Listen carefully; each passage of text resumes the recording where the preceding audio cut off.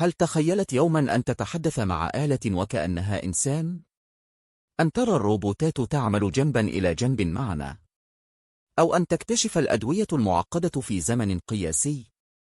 ما كان بالأمس حلما، أصبح اليوم حقيقة بفضل الذكاء الاصطناعي.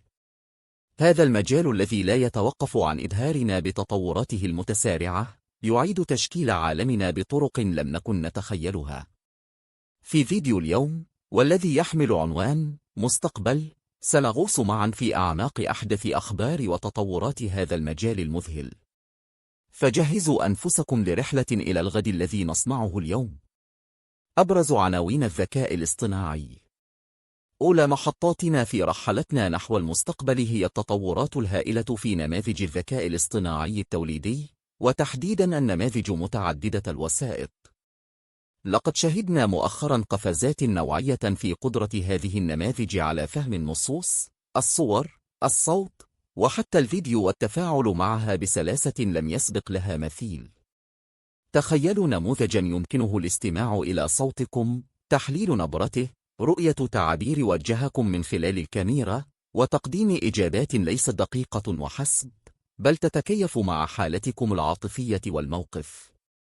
هذا ليس خيالاً علمياً، بل هو الواقع الذي نعيشه مع إصدارات مثل GPT-4 وغيرها، التي تعد بمستقبل من التفاعل البشري الآلي أكثر طبيعية وعمقاً.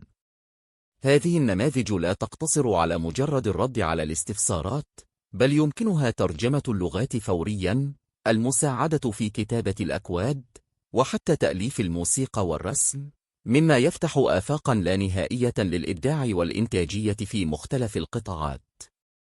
ننتقل الآن إلى مجال آخر يشهد ثورة حقيقية بفضل الذكاء الاصطناعي: البحث العلمي والرعاية الصحية. لقد أصبح الذكاء الاصطناعي شريكاً لا غنى عنه في تسريع وتيرة الاكتشافات العلمية. من تصميم الأدوية الجديدة وتحليل البيانات الجينية المعقدة، إلى تشخيص الأمراض بدقة فائقة قد تفوق قدرة البشر في بعض الأحيان، يغير الذكاء الاصطناعي وجه الطب.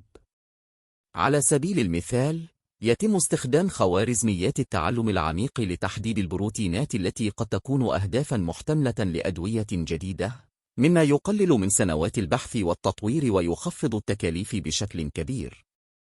كما أن أنظمة الذكاء الاصطناعي قادرة على قراءة الصور الطبية مثل الأشعة السينية والرنين المغناطيسي، وتحديد الأورام أو الأمراض الأخرى في مراحلها المبكرة جداً، مما يزيد من فرص العلاج والشفاء.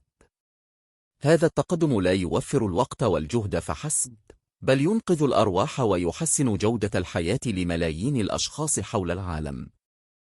لا يقتصر تأثير الذكاء الاصطناعي على العالم الرقمي فحسب، بل يمتد ليغير عالمنا المادي من خلال الروبوتات والأتمتة.